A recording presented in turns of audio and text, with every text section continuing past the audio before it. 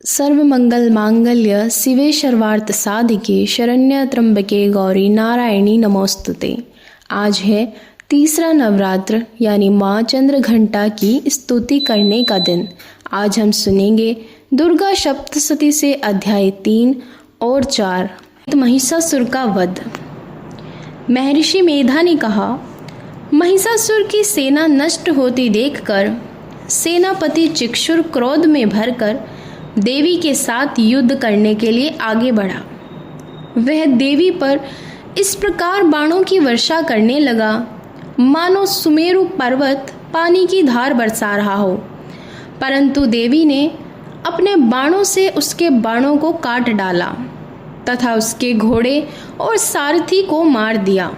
साथ ही उसके धनुष और उसकी अत्यंत ऊंची ध्वजा को भी काटकर नीचे गिरा दिया। उसका धनुष कटने के बाद देवी ने उसके शरीर के अंगों को भी अपने बाणों से बींध दिया। धनुष, घोड़ों और सारथी के नष्ट हो जाने पर वह असुर ढाल और तलवार लेकर देवी की तरफ आया। उसने अपनी तीक्ष्ण धार वाली तलवार से देवी के सिंह के मस्तक पर प्रहार किया और बड़े वेग से देवी की बाईं भुजा पर वार किया, किंतु देवी की बाईं भुजा को छूते ही उस दैत्य की तलवार टूटकर 2 टुकड़े हो गई। इससे दैत्य ने क्रोध में भरकर शूल हाथ में लिया और उसे देवी की ओर फेंका। शूल को अपनी ओर आते हुए देखकर देवी ने भी शूल छोड़ा और उस असुर के शूल के 100 टुकड़े कर दिए और साथ ही उस असुर के प्राण भी हर लिए। चिक्षुर के मरने पर देवताओं को दुख देने वाला चामर नामक दैत्य हाथी पर सवार होकर देवी से लड़ने के लिए आया। उसने आते ही शक्ति से प्रहार किया, किंतु देवी ने अपनी हुंकार से ही उसे तोड़कर पृथ्वी पर डाल दिया। शक्ति को टूटा हुआ देखकर दैत्य ने क्रोध से लाल होकर शूल को चलाया, किंतु देवी ने उसको भी काट दिया। इतने में देवी का सिंह उछलकर हाथी के मस्तक पर सवार हो गया और दैत्य के साथ बहुत ही तीव्र युद्ध करने लगा। फिर वह दोनों लड़ते हुए हाथी पर से पृथ्वी पर आ गिरे और दोनों ही बड़े क्रोध से लड़ने लगे। उसी समय सिंह बड़े जोर से आकाश की ओर उछला और जब वह पृथ्वी की ओर आया तो उसने अपने पंजे से चामर का सर अलग कर दिया। क्रोध में भरी हुई देवी ने शिला और वृक्ष आदि की चोटों से दैत्यराज उदर्ग को भी मार डाला। दैत्य सेनापति कराल को दांतों, मुक्कों और थप्पड़ों से चूर्ण कर डाला। क्रुद्ध हुई देवी ने गदा के प्रहार से उद्दत दैत्य को मार गिराया। भिंदीपाल से बाष्प कल को और बाणों से ताम्र तथा अंधक को मौत के घाट उतार दिया। 3 नेत्रों वाली परमेश्वरी ने त्रिशूल से उग्रास्य, उग्रीवर्य और महाहनु नामक राक्षसों को मार गिराया।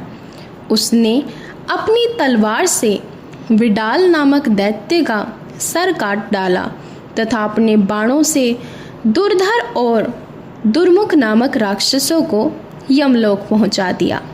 महिषासुर ने जब देखा कि देवी ने मेरी सेना को नष्ट कर दिया है तो वह भैंसे का रूप धारण करके देवी के गणों को दुख देने लगा।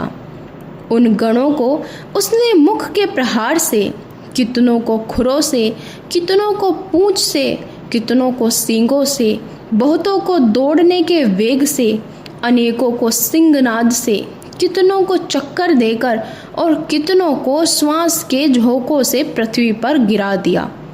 वह दैत्य इस प्रकार गणों की सेना को गिराकर देवी के सिंह को मारने के लिए दौड़ा। इस पर देवी को बड़ा गुस्सा आया। उधर दैत्य भी क्रोध में भरकर धरती को खुरों से खोदने लगा। वह सींगों से पृथ्वी को उखाड़ कर धरती पर फेंकने लगा और मुख से भयानक शब्द करने लगा। उसके वेग से दौड़ने के कारण पृथ्वी क्षुब्ध होकर फटने लगी उसकी पूंछ से टकराकर समुद्र चारों ओर फैलने लगा। हिलते हुए सींगों के आघात से मेघ खंड खंड हो गए और श्वास से पर्वत आकाश में उड़ने लगे। इस तरह क्रोध में भरे हुए राक्षस को देख चंडिका को भी क्रोध आ गया। देवी ने पास फेंककर दैत्य को बांध लिया। महिषासुर ने बंध जाने पर भैंसे का रूप त्याग दिया और सिंह का रूप बना लिया। ज्यों ही देवी उसका सिर काटने के लिए तैयार हुई, उसने हाथ में तलवार लिए हुए पुरुष का रूप बना लिया। देवी ने तुरंत ही अपने बाणों से उस पुरुष को बींध डाला। इसके पश्चात वह हाथी के रूप में दिखाई देने लगा और अपनी लंबी सूंड से देवी के सिंग को खींचने और गर्जने लगा। देवी ने